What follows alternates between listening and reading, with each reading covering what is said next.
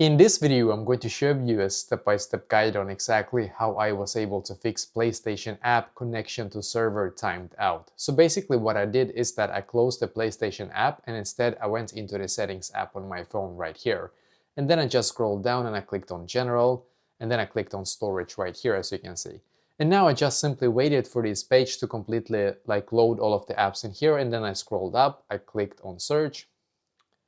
I searched for the PS app here as you can see or the PlayStation app and then I clicked on offload app.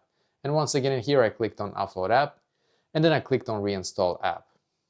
So I don't know if this seems to be a little bit too easy fix, but this actually solved it completely for me. And when it says offload app here again, that means that the update is now finished. So by doing this, you're going to force your PS5 or sorry, the PS app to update to its absolute latest version. So if there's like a new update, then sometimes there will be like a lot of bugs if you still have like the previous update before. So try this and yeah, hopefully this will be able to fix it for you as well.